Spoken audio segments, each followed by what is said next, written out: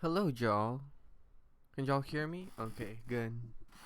Today I'm going to be doing a very crazy video. The hard drive on my actual computer is broken, so I'm using my old laptop. Yeah. So what I'm going to be doing today is I'm going to be talking way too long about some children's books that I'm reading for some reason that I originally read back in middle school, but started reading back again since the pandemic. I guess just as the general disclaimer, don't take this video too crazy seriously, even though there's gonna be a couple of times where it looks like I'm taking it seriously. I'm aware that the authors like just kind of make up as they go on, and they don't really worry too much about it being consistent. However, that's not gonna stop me. I'm just going to pretend that that never happens, and I'm just going to be talking about a lot of the weird, funny things that has been going on through the books, and just try to do my best to piece it together and just make my own theories or whatever. So also, I can't draw, so instead I'm going to be using the Discord GIF searcher, so I can just go ahead and put warrior cats. Let me just, there we go. So very easy thing to have, that way I can have stuff going on screen without you know you know look in moving images. Okay, so now where do I begin? For those that aren't aware, there's some cat books. That's what people like to say them, the cat books. It features a group of cats that live in the wild. They're very religious, and most of this video is going to be me talking about what's going on with their religion. So let's start with like the very quick overview, right? Like what's just the quick reminder of the books. Very quick edition. So we start in arc 1. We have a cat called Rusty. He moves into the forest. Even though a lot of people hate him, he still makes it in there. He turns into a warrior, eventually into the leader. He learns all about the cats, their society. They live in clans. They have leaders, deputies, medicine cats. They have their religion, their ancestors. They come down, they give them words of advice, they give them prophecies. We have a villain, then another villain kills him, and then that's it, right? Arc 1. So then we have Arc 2. New problem. The forest is getting destroyed. 4 cats are chosen to go through a journey. They come back, tell them, let's go to a new land. They pass through a weird tribe, what's the deal with them? And then finally they get to a lake. Arc 3, we have the power of 3. There were going to be 3 of the 3 in this arc 3, and they go and do the 3. The main dramas with their families. I don't even know why I'm going over them. I assume you probably know the books. Arc 4, the evil cats from hell come back. They fail. Arc 5, this is the prequel arc. This is how the class perform. Arc 6, this is the filler arc. SkyClan comes back, and currently we're in Arc 7. The story is that heaven is closed. Aside from that, there's like another time period which I refer to as the prequel. The prequel books. This takes place before Arc 1. And yeah, so now that we're settled in. So first let's talk a little bit about Starclan. So we know in Arc 1 that Starclan is basically where the cats go when they die. When you're a Starclan, somehow you just magically turn wise, or at least cats from Starclan are very wise. We also know that Starclan seems to have some powers, right? We know that they're able to have control over the clouds, so that way, if you break the truce in the four trees meetings and the gatherings, right, they get angry and block the moon. We also know that there's something sacred about the moon, right? Even though in all the books there's never really been a reason as to why the cats seem to rely on the moon as like something sacred, something special. Um, let's see, what else do we know in Arc 1? And yeah, we know that the cats, at least Starclan, seems to be able to have some visions from the future. Right, they're able to also pass down prophecies to medicine cats. So now we go into Arc 2. There's some weird things that happen in Arc 2.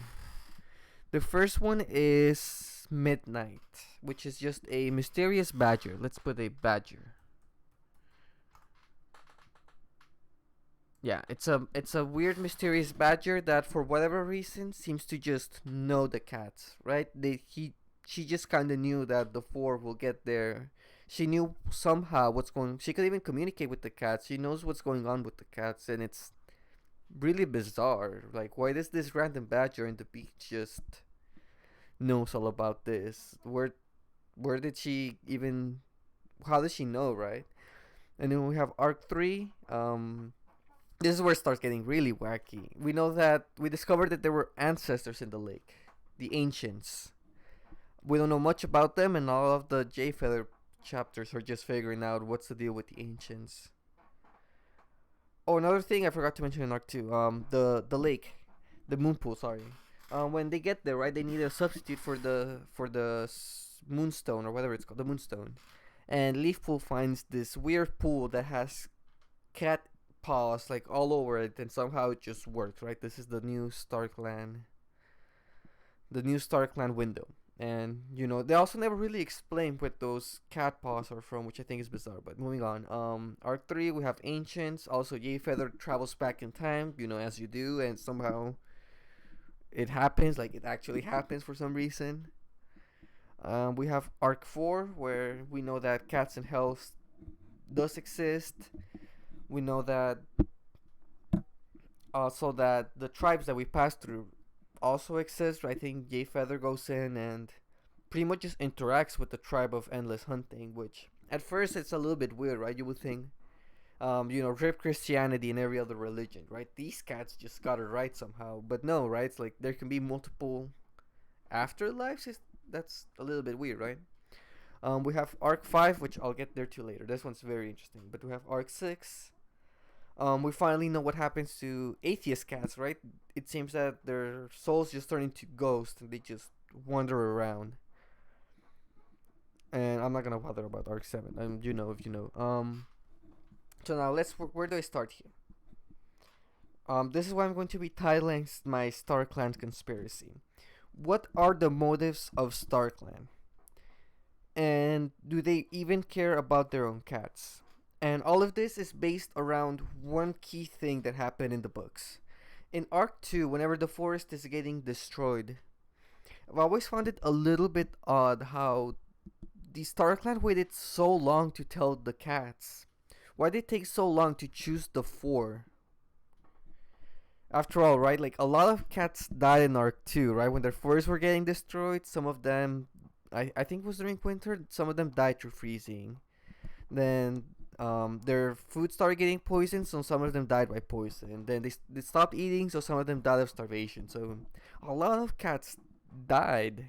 And like the cats barely made it out of time. So what took StarClan so long to get the four moving to Midnight? Not even that. Why didn't they just tell them directly? And at first I thought that maybe just StarClan didn't know. Maybe there's some limits to StarClan, and for whatever reason, Midnight just so happens to be the one. However, this is not true. And we're gonna go back to one of the biggest, weirdest books, Goosefeather's Cursed. In Goosefeather's Cursed, there's a scene where our protagonist Goosefeather, who can see ghosts and also see forward in time, he enters the Moonstone, right, for the first time, the Mother Mouth, or whatever the actual cave is called. And whenever he's there, he's greeted by a bunch of ghosts. And all of them just start shouting at Goosefeather, like, all at once their meeting begins. And we see a lot of prophecies, and all of them are, like, slightly worded different. Like, for example, they say the blood will spill blood prophecy, but instead they say the two brothers will fight. I think they mention other prophecies like fire will save the clan, and the one from Bramblestar Storm, but they're like all worded slightly different. I think they say like, oh, there will be more water, more than any cat has seen. Which is weird. How are they mentioning these prophecies that take way past Arc 2? How do they get this data from? Because it's very weird that these random ghosts just know this. Does all StarClan cats just know all prophecies at the same time? And later on, we'll see that more than likely the answer is no. And it starts getting a little bit weirder on how do they control what prophecies get to these cats. So let's see, let's get a new GIF. This is getting kind of old. Let's get this one. Okay. So now, what do I mean by this? We know that Starclan actually knew about the Force being destroyed all the way since here, since one of the prophecies that they said was the clans will shake the Force to its roots. So all the way back here, since Goose Feather's cursed, they actually knew about the Force being destroyed. And at first I thought like, oh, it's just a novella, right? Maybe the authors just didn't think about it, right? They didn't think of the implications that if StarClan knew about this way back long ago, right? Why did they wait so long? Why did they let so many cats die, right? That's a very easy mistake to do. However, it's been referenced in another novella. At the end of Blackfoot's Reckoning, if you haven't read it, it's basically Blackfoot's leader ceremony, but there's like a twist. They're like, oh, you've done a lot. We really need a new good Shadow Clan leader. So, and you've done some bad things. So before every life, we'll send you a memory, and then you have to say if you're really willing or not. And they do that like 8 times. There's a catch on the 9th life. Instead, Shadowstar comes in and gives him a vision of the future, which either implies that it was either the Force being destroyed or the whole soul thing. Which either way, if they still know all this thing from the future, it's still more proof that StarClan knew about the Force being destroyed way, way, way time ago.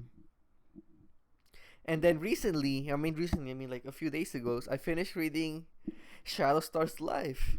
And even then, at the end, they're like, when Shadowstar dies, and they're like, oh, I hope the forest lasts its long, and Greywing comes in and is like, oh no, it's gonna get destroyed, but don't worry, they'll all live at the lake, all 5 happily. And it's just like, so this is how long they've known since. So now let's go off tangent. What are the times when cats have seen way too far into the future? What's the largest time skips? So first we have Mothlight's vision. We know in Mothlight somehow she was able to see Firestar's, Blue Star's, and Tiger Star's leader ceremony, and she was also able to see Blue Star's being revived, which is a huge time skip. Another huge time skip is the one from Goosefeather Curse, where he was able to hear the Bramblestar storm. Right, there will be more water, more than any cat has ever seen, which is again a very huge time jump. And I guess the another one is the one where Greystripe is like, not Greystripe, Greywing is like, oh yeah, here's a scene from the lake once all 5 cats are in, which is probably the biggest time jump of them all. So, how did the cats get the future? Let's talk about this a little bit. And actually, this is a two-way talk. So there's this very useless scene in Bramblestar Storm in the prologue where we see Cloudstar coming and greeting Firestar and saying like, oh, I have arrived here because I have a message for you. And then Firestar is like, what is it? And then, Cloudstar tells him that, the clans are in trouble. And he's telling Firestar to go tell Bramblestar. And Firestar's like, oh, I wish I could just tell him the whole thing. And then Cloudstar's like, well, you know what's right. And Firestar's like, yeah, I guess. I wish it didn't have to be this way or something. And I find this scene to be a little bit odd for 2 big reasons. The first one is, why does Cloudstar know this and Firestar doesn't? Cloudstar at this moment is currently living off the Sky Clan Starclan, which it seems to be implied it's like completely separate. So why does Cloudstar know this?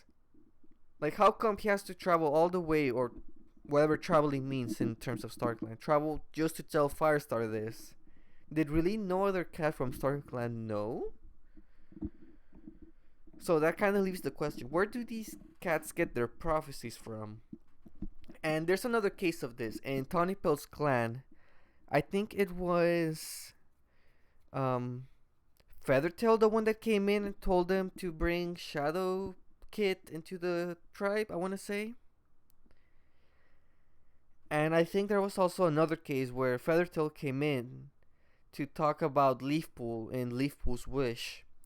So it's like, how come these cats from the outside know what's going on? And especially the one with Feathertail about Shadow Kid. How come it had to be her and not a cat from Starclan? Why does, granted, this one was involved with the tribe thing, like Shadow Cat saved the tribe again. So maybe that might be a bit, but still, the one with Cloudstar. How come Cloudstar had to come in? It kind of feels like it's implying that the prophecies and the visions of the future are something that a cat would just, or a Starclan cat would just randomly pop in. Like somehow some other higher being is just passing future knowledge into the cats, into the Starclan cats, which is a little bit weird because then what would be this higher being?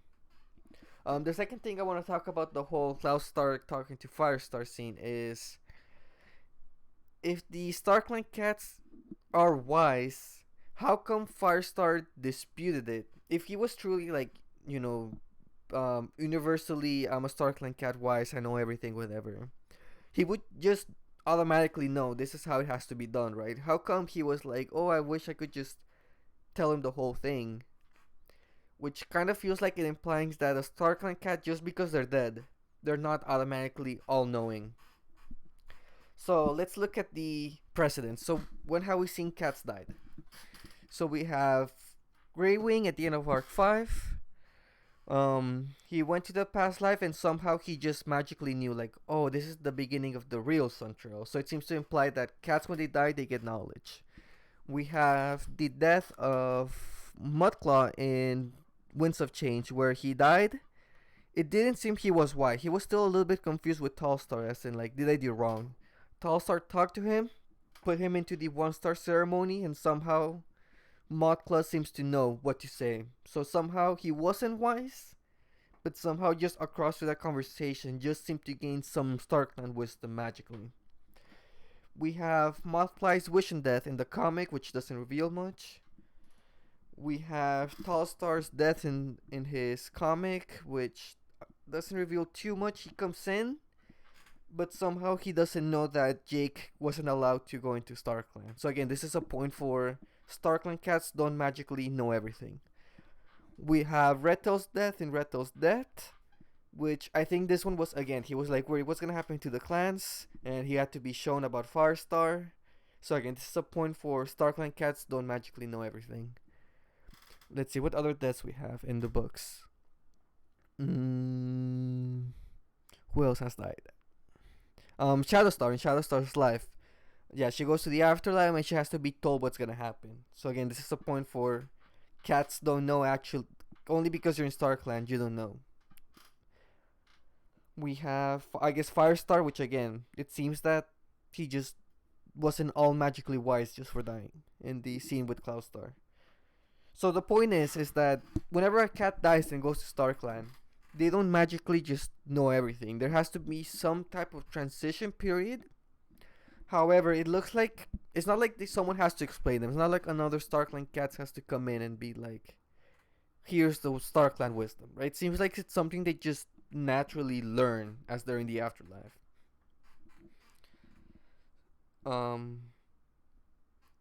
Yeah.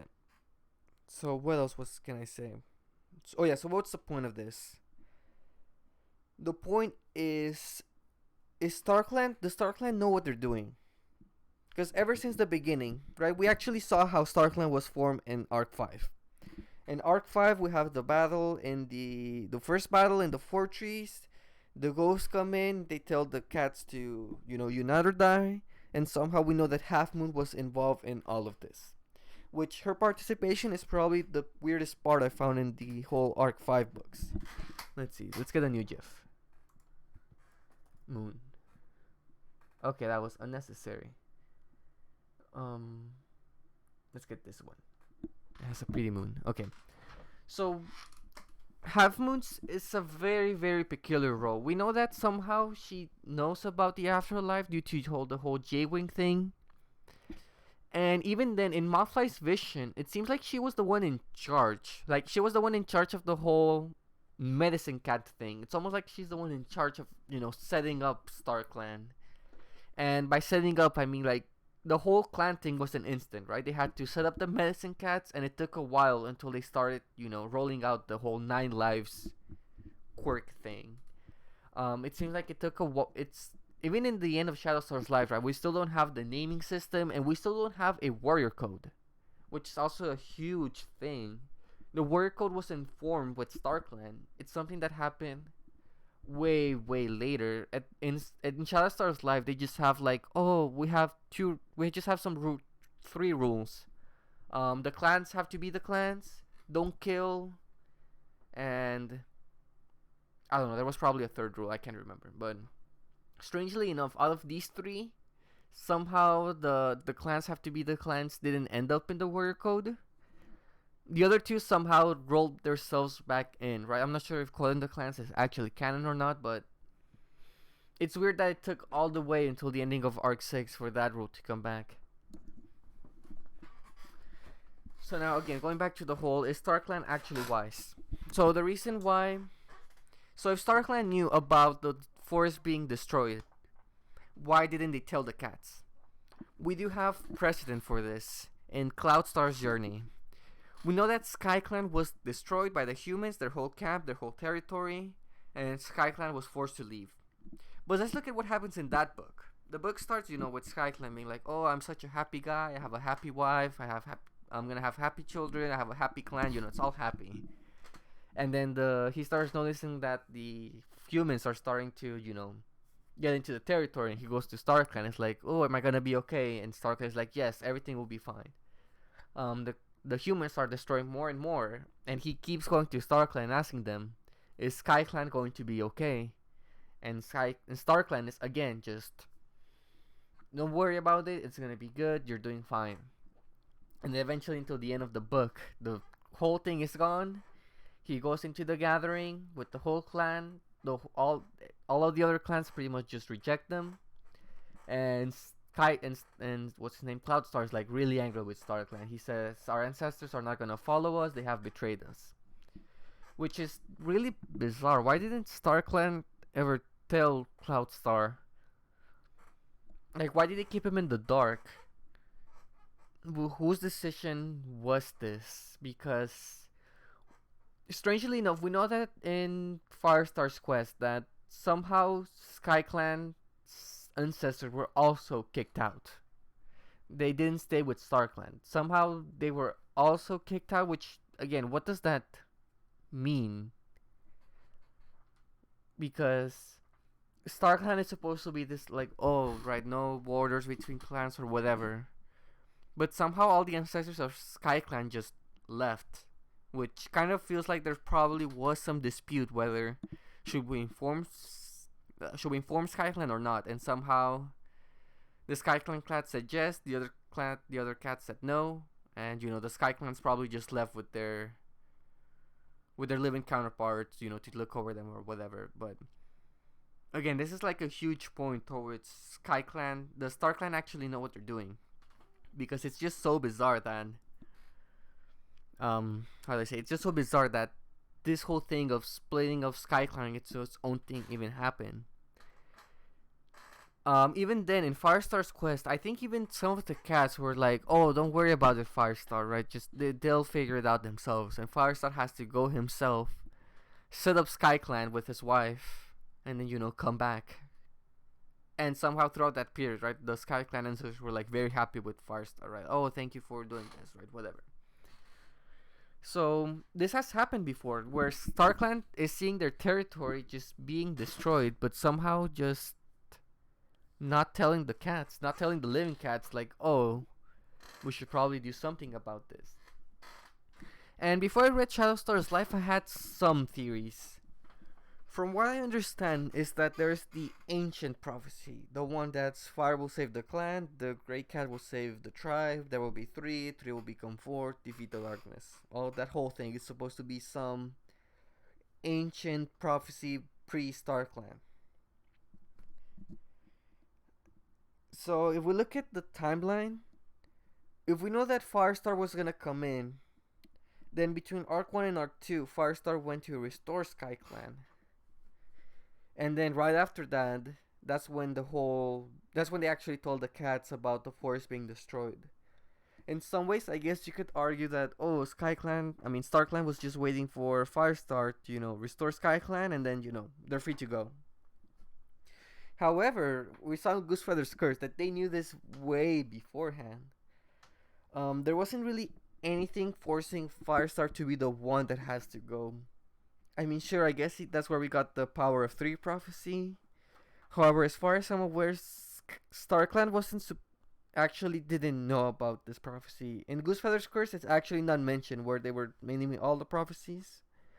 And as far as I'm aware, in Arc 3, this was also supposed to be a surprise for StarClan. So, I mean, it doesn't really make sense that they were, like, looking specifically for Firestar to go. And even then, the only reason why Firestar was chosen is because he was a kitty pet. That was it. The whole prophecy being the fire will save the clan had nothing to do with it. And even then, why did it... I guess there's also other kitty pets beforehand. There was Bone from Shadow Clan. Why wasn't he chosen? Why did he choose Firestar? Who knows? But who cares, right? That's a bit of a weird one. So, let's check the next argument. Well, not next argument. The next weird StarClan thing that has happened. The moon pool. I always found it weird that the moon pool had caught cat paw prints all over it, right? That was supposed to be one of the things when Leaf Pool found it. However, if we look at the times when Jacewing went back in time, at that time there's still like atheist cats, right? They didn't really have any religion. It was Jacewing's the one who told Half Moon about it. So, what was the deal with the pool then? The ancients never mentioned it as if it was something important. And then from there, we know they went to the mountain. So, what cat was with the moon pool? There is some unknown group of cats that were able to somehow interact with the pool. They knew that it had some type of, ability. Somehow there was some power inside this pool, and then disappeared. What's the deal with that? I don't know. I think it's kind of weird, right? So now let's talk more about actual point that I want to talk about, the afterlife. So we know that StarClan is kind of like their heaven, and they have the place of no starts, and that's kind of like their hell. We also know that the tribe of endless hunting has their own heaven, and we haven't gotten any confirmation about there being any type of hell or any of the sorts. However, if we look at all of the groups of cats, this is the only two times where we have a confirmed heaven, or whether the cats say themselves that, oh, this is our heaven. So we know that we have Blood Clan. They were all atheists. They had no sense of heaven. We had the Guardian Cats. We had Spire that kinda had some medicine cat powers, but he never was like, oh, our ancestors, they're important. We have the cats from the park in Arc 5, the bonus scene where Riverstar came from. Again, there was just some cats that live in the park, but they never were religious. The closest we have are the sisters. However, they don't necessarily have a heaven. It's just we know that there's gonna be ghosts and they're gonna take care of us. They're right here with us. And somehow they go to some afterlife, but they never actually worship it, right? There's not like, oh, when I die, I'm gonna go to this special place. If I'm evil, I'm gonna go to this bad special place. And if we think about it, the only thing that the tribe and the clan cats have in common is Jacewing and Half Moon. Right? Jacewing told Half Moon about, listening to your ancestors. And then Half Moon was involved in creating StarClan. So somehow it seems that the knowledge about this afterlife is what creates the afterlife itself in a way. What I'm saying with that is Jacewing passing this information is what... It almost looks like it's what's helping the tribe of endless hunting exist. And then Half Moon going on and creating... or helping create StarClan is what's kind of creating StarClan to exist. It's kind of like a cycle where Jacewing was born in, these religious cats. He went back in time, told them about their religion, which is what created their heaven, and it's all back and forth. But it's just kind of bizarre that we haven't gotten that all of these other cats are full on just turn into ghosts. Only the tribe, only the clans have this ability to form their heaven. So let's get a new GIF. Heaven. Oops, that's not heaven. Um, yeah, right here. So what is this heaven? It's kind of weird because in Scrollflight's Hope, we know that Scrollflight was going on in heaven, and strangely enough, we saw two things. One of them is that their communication with the real world was through a pool, which seems very similar to the moon pool, right? There's supposed to be some connection there. The second is that Starclan territory looks like the old forest territories, which is a little bit weird. And it's kind of weird, like, where is exactly Starclan? Is Starclan an actual place, or is it just like its own abstract dimension type of deal going on? So now, why do I ask this? At the end of Arc 4, we saw that those wing somehow, which had the power to just hear things from very far away and smell things from very far away, somehow was able to spy on the cats in the dark forest, which doesn't make sense, right? It almost implies that dark forest is like a real place. But however, it seems like in the all other books they kind of like deny this, right? It's more so like Starclan is just its own place ish. When Moth died, he just randomly woke up in heaven. When Redtail died, he just magically woke up in heaven. However, when Greywing died, he was still with his body, right? And somehow he went to heaven. When Mothwing died, again, she just kind of, she still died. Her soul was still in the real world, and then somehow she went into heaven. When what's other cats that died? When Tallstar died, again, his body was right there, right? He greeted Jake, and then he went into heaven, and we can literally see a picture of him just traveling to Starclan, like if it was some physical place in the real world. Um, so yeah, the reason why I'm kind of asking this is kind of like my take on the whole Starclan tribe of endless hunting. Is that whenever a cat dies, their soul just exists for a while. However, if enough ghosts just kind of like combine together, they can create like some form of gated community. And I think that's kind of like the best way I can describe their afterlives. It's just kind of like a gated community of ghosts where only, if you were part of the clan or you're part of the tribe, you get to go in. Otherwise, you're not allowed in. And we know the reason I say this is because we know that cats from StarClan can exit StarClan. We know. I think there's been something saying that like, oh, Tallstar visits Jake or something like that. But if that's like author's comment, so who cares? How the reason is Feathertail. Feathertail is residing in the tribe, but somehow she's just able to magically just coming into StarClan as like a special guest. So I think that's probably like the my theory on how StarClan, the tribe of endless hunting, work.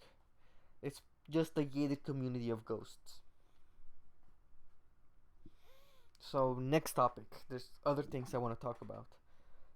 Give me a minute while I think about something. Let me just put a new GIF on you while my brain is thinking. Warrior cats. Let's find a fun. This one. Okay, give me a second to think.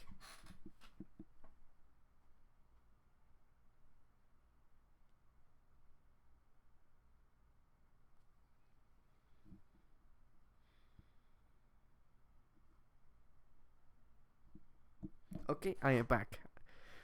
So let's talk about reincarnation. What's the deal with that? We know there's 3 cats that are an actual reincarnation of previous cats. Jace Wing, who reincarnated into Jay Feather, Lion's Roar, which reincarnated into Lion's Blaze, and Dove's Wing, which reincarnated into Dove Wing. So the reason why I think this is a little bit weird is this is the only time that it has happened. There's like another exception, which is the whole deal with the Cinderheart thing, but it wasn't really reincarnation, right? It was more like Cinderpelt's ghost was just invading Cinderpelt's body at the same time, but that doesn't count. The actual reincarnations are with the 3 from the power of 3. So the reason why I kind of like pointing this out is, where did the powers come from? We know they had power of the stars, and even then, Starclan did not pass these powers. In Power of Three, it almost looks like, like, especially with Dosewing, and they were like, oh, it's so sad that Dosewing gets with this, but we have to help her out. Kind of like, this is something outside Starclan's control. And we know that after the great battle, their powers were somehow gone. Coincidentally, this is also when Rock and Midnight were gone. Rock and Midnight have a very, very weird relationship. I was looking at one of the field guides, and in the Ultimate Field Guide, there's this really, really weird line that's mentioned. I think it might be in Rock's section. At the very end, it mentions how both Rock and Midnight saw the reflection of the lake, and somehow from there were able to see all the future of the cats. Which is like, huh? What? This cat and this badger saw the whole future of the cats by seeing the lake. Which, I mean, I guess it makes sense why Midnight has the whole connection with the cats then. I guess, she's been helping out the cats since then. I guess Rock just didn't care. He stayed with the lake, and it wasn't until the cats got back to the lake again where he started helping the three. I mean, even then, that's actually his whole role, right? All he did was just help the three out, and then once the battle is gone, they're just gone. They did their purpose. Which, I mean, there's also a couple of other like, what's it called whenever you think of something unknown? A couple of other weird things we can think about. Did the ancient prophecy come from Rock and Midnight? I mean, I guess it will make sense, right? That's because, once Arc Force done, their ancient prophecy's done and they can leave. But again, who gave them this future? It kind of goes around to every time it comes to the future, it almost feels like there's some outside force doing this. Not necessarily Starclan, not necessarily ghosts. Some other being is passing on the future. And the reason I say this is because out of all the cats we've seen in Ghosts that aren't part of Starclan, so for example, we've seen some ghosts from Tree, we've seen some ghosts from Root Spring, we've seen some ghosts from the Sisters. None of these are ever like, hey, here's the future. They're all of them seem confused actually. In I think it was Root Spring, or right, he saw some cats and they all seem kind of like confused, as in like, what's going on? I'm a ghost. What do? I can't interact with anything. So again, it feels like there's some outside force that purposefully just likes Starclan, and it's likes just giving them wisdom and future seeings. Which this brings up a very weird point. By the way, I'm really off tangent. I know that I was supposed to be talking about Reincarnation.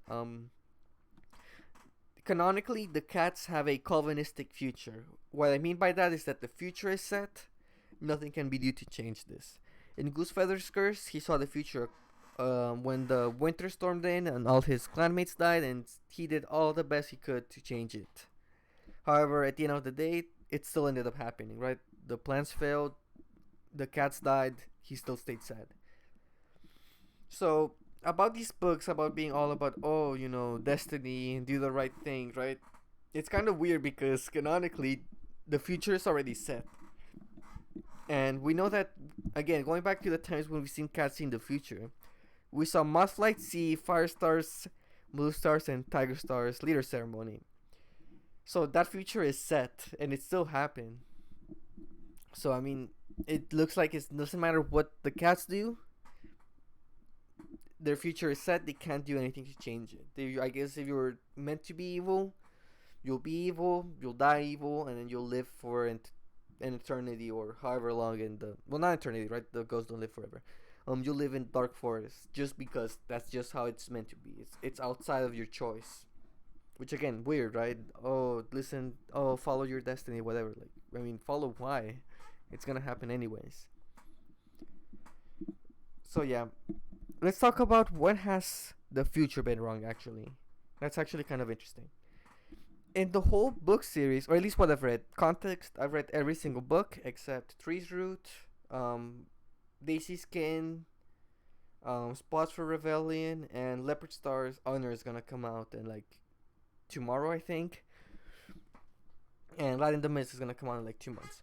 So I've read almost every warrior book, and every time there's been any prophecy or any sign from the future, it has always come true, no matter what, with a couple of exceptions. So let's talk about these exceptions. We have the one in Blue Star's prophecy where Goosefeather came in and said that Wind Clan is going to destroy Thunder Clan, so Thunder Clan has to go harm Wind Clan to, teach them a notice.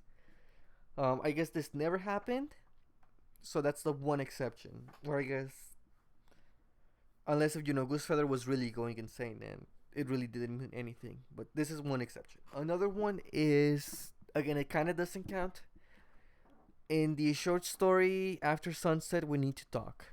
It's a short story. We have Leafpool talking to Brambleclaw, and Brambleclaw is saying like, "Oh, was that really meant to be the right choice? I'm afraid of destroying ThunderClan from within." And then Leafpool remarks that his words sounded almost prophetic, which, I mean, technically Brambleclaw didn't do anything, right? He didn't destroy the clans, although, I mean, in Arc 7, right, Bramblestar's body is trying to destroy ThunderClan, so I guess, maybe the authors were really reaching far ahead, but even then, I don't think this counts. It's probably just a coincidence. But yeah, even then, it's not technically a prophecy, because Bramblestar said it, or Brambleclaw said it, so I mean, does it count? I don't know. Next thing, what other thing have we had where something doesn't technically happen?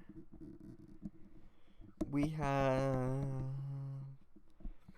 well, I guess again this one also doesn't technically count, but Blue Star's prophecy. I found it kind of weird how Blue Star was described as like, "Oh, you're the fire, you blaze through the forest. Watch out, water will kill you." And then in her lifetime, she got a prophecy where it's like, "Oh, only fire will save the clan." And then eventually it's Firestar. What is the deal with this? I actually never understood. Did Blue Star fail? Like, was she supposed to be the original Fire Will Save the Clans? Failed, and then Firestar had to take over. Because I think even she mentions it in the ending book, the epilogue or the last chapter, where she's like, "Fire is like, I'm supposed to be the fire, right? Like, what's the deal? Did she fail? I'm not sure. That will be the only case where it happened, unless if she was just meant to fail, which Calvin is the future." Let's see. Let's see. Is there any other cases where the future didn't happen?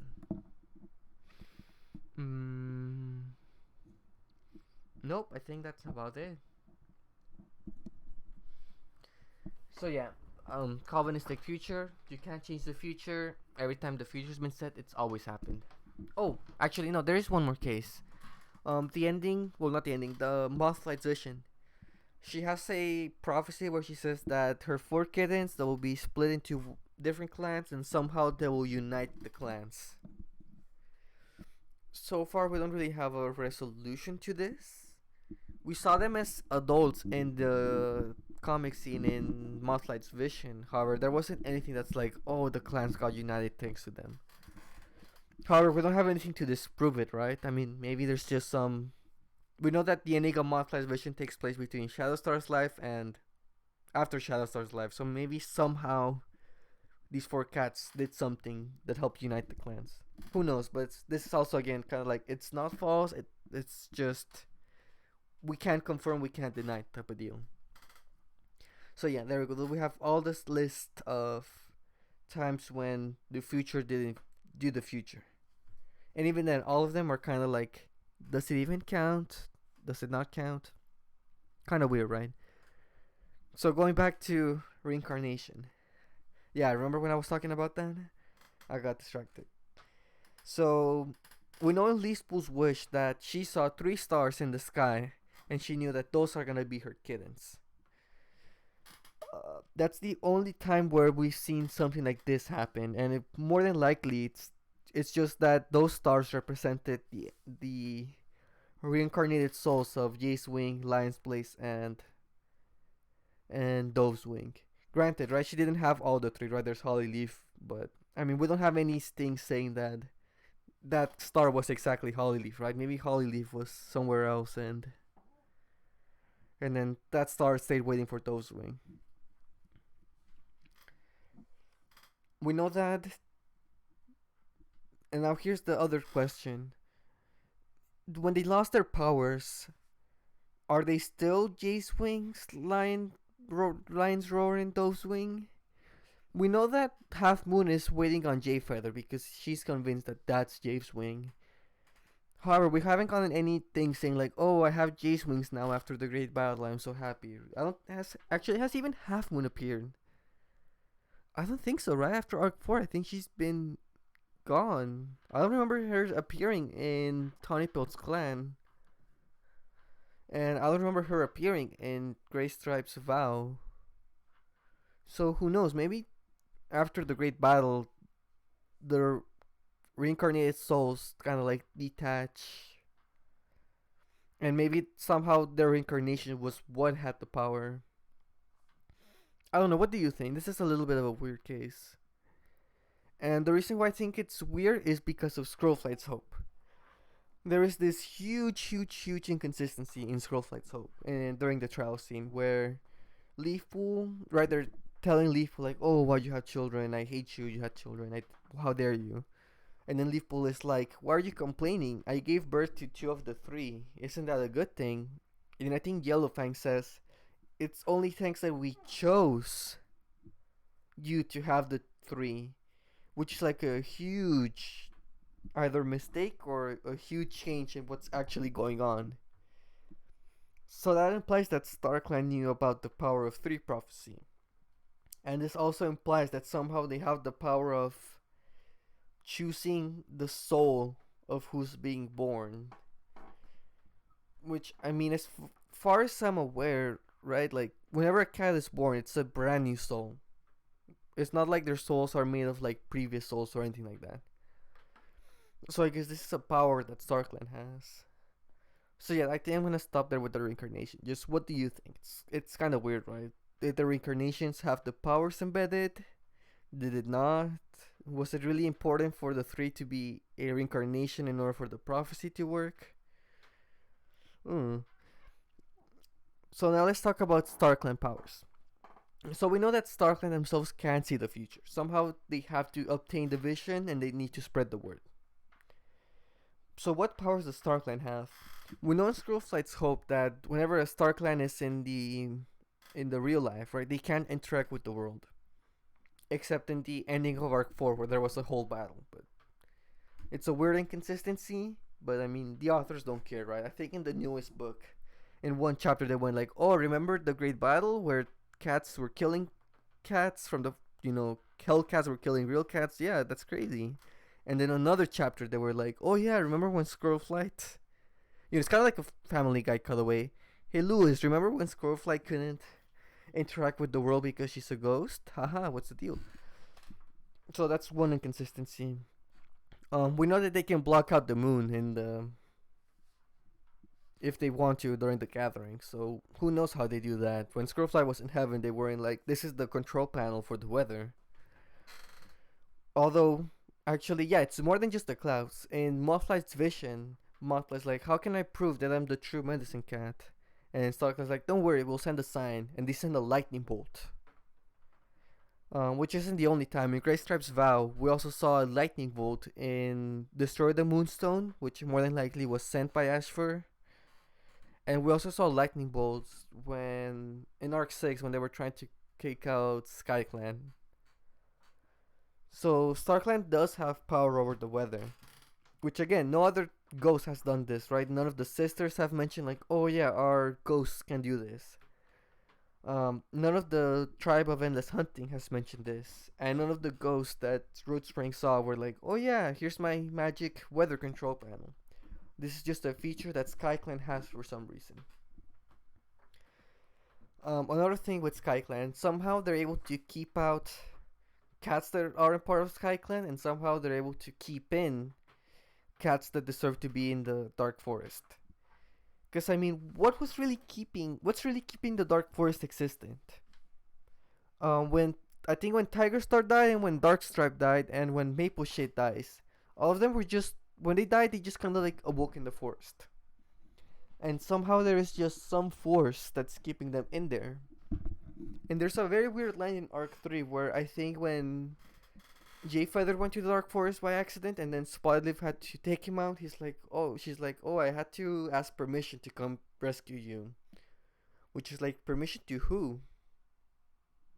And I mean, what if a Starclan cat's just going to the Dark Forest without permission? Then, like, who's keeping guard? There's nothing that seems to suggest that there's keeping guard. The only time we've able to seen the Dark Forest through Starclan's point of view was in Scrollflight's Hope, where they were like, "Oh yeah, here's the Dark Forest. It's kind of empty now. Sad." So yeah, like, what's stopping the cast from the Dark Forest to just going out? I mean, I guess this is kind of like a point against the Starclan being a gated community, but alright, it's not perfect. Like, I try my best here. Um. Oh yeah. Next thing is what's keeping the Starkling cats out, right from the regular non-Starkling cats. And what do I mean by this? Jake mentions that he's not able to enter Starkland, and it makes sense, right? He's an atheist. Sure, whatever. However, we know that Hawkfrost went to the Dark Forest, and as far as I'm aware, based on Mothflight's secret and Winds of Change, it didn't seem like Hawkfrost really was religious. She was kind of like in the same boat with Moth. Did I say Mothlight? Well, what's her name? Yeah, it's Mothlight. Yeah, it's Mothlight. She's kind of in the same boat where they kind of like remain atheist. However, He went to the Dark Forest, and Scorch didn't. Scorch didn't believe in StarClan and didn't go to the Dark Forest. So there's a bit of an inconsistency there. We saw that Spire went to StarClan, even though again he was an atheist. He had some medicine cat properties where he could see visions, but he didn't really believe in the StarClan. So what's the consistency here? The only consistency I can think of is that if you have a warrior cat name, then you're now subjected to the whole Dark Forest StarClan deal. Because Scorch didn't have a warrior name, Jake didn't have a warrior name, but Firestar did, Hawkfrost did. So I mean, we'll have to see what happens with Cloudtail and Mothlight. Those two are also atheists. Will they go to heaven? I mean, not heaven, StarClan when they die? Will Tree go to StarClan when they die? Will Barley go to StarClan when they die? We'll have to wait and see what happens. Oh yeah, Ravenpop went to StarClan. Or at least he's accepted into StarClan. Because he was in the leader ceremony for Bramblestar. And he had a warrior name-ish, right? Like, warrior and like, his name was Ravenpop. So, like, maybe somehow that's just the definitive factor that decides this. Let's see, what else is there? There was something else I also wanted to talk about. Give me 5 seconds.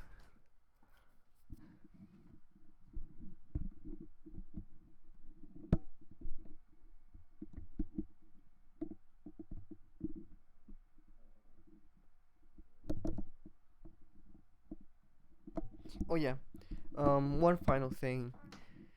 This is probably gonna be the last topic. This has been videos like what, 53 minutes, 52 minutes long. Oof. Does StarClan care about the cats following the code? We know from the beginning that the code wasn't existent. There were just 3 rules, and just follow them. We don't have. I don't have any confirmation whether Quickwater went to heaven. No, yeah, actually, yeah, Quickwater went to heaven, right? She went to StarClan, even though she killed Shadowstar. So I mean, how did that happen? We know that Asher went to heaven. How did that happen?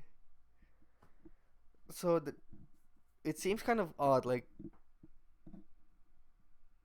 wait, hold on. What was I gonna say?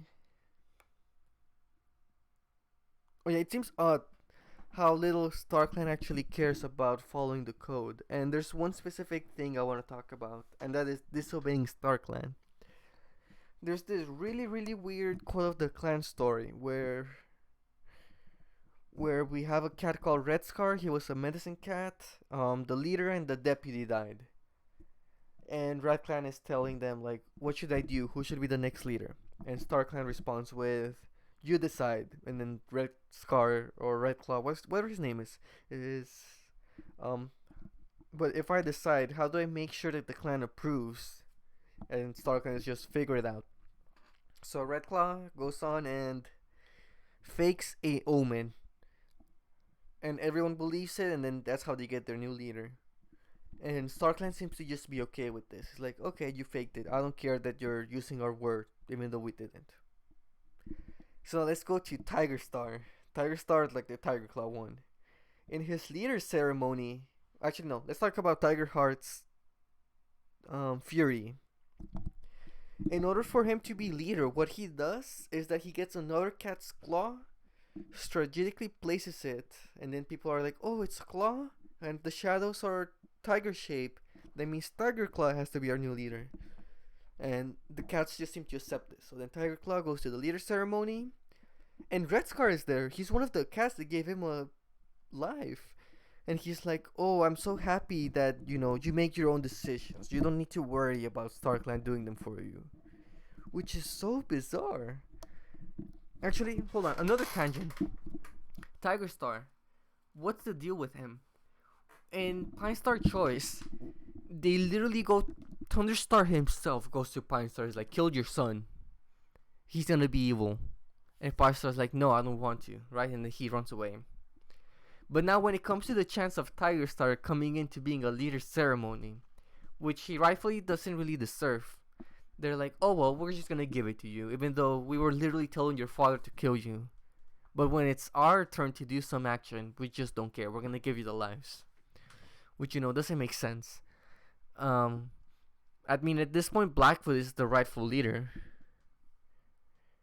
And even then, like, when it came to Nightstar, they were like, oh, Broken Star is still alive. We're not going to give you the leadership.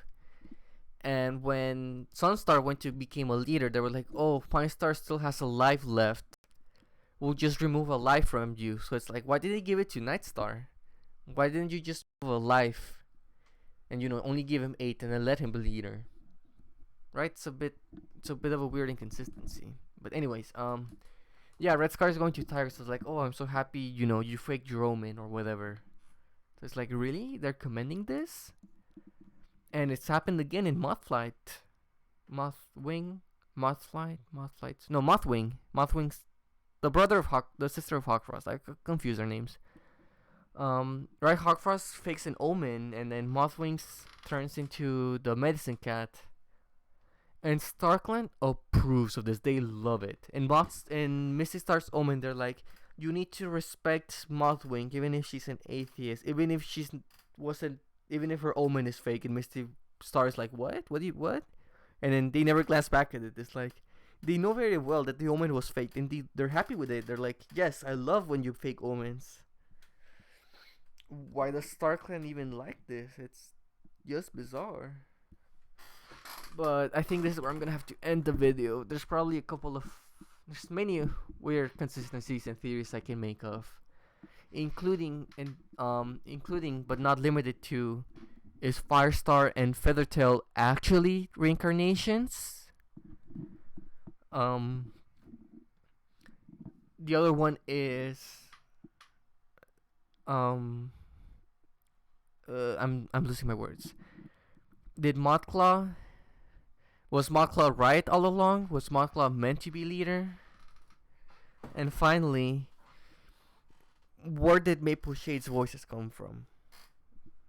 So yeah, there's still a lot of weird topics I could talk about. However, this is like an hour long and my voice is literally dying. So yeah, hopefully you were able to follow along. I think I forgot about the whole GIF thing, so one last GIF. Let's see. What's a good one? This one. I like this one. Okay. So yeah, hopefully you were fine with just me blabbering for like an hour, didn't get bored, somehow follow along. If you unironically listen to me and were like, yeah, I know what he's saying. I mean, Dang, I don't know how you did that. Because this is just meant to be me rambling by myself. So yeah, feel free to comment below. What's your favorite Starclan inconsistency? Also, comment below if you actually watched the whole video and understood it. And also comment below. Well, what do you have any theories on how to connect all these inconsistencies? Because again, I know that the authors don't really care, but you know. Oh well. Goodbye, y'all.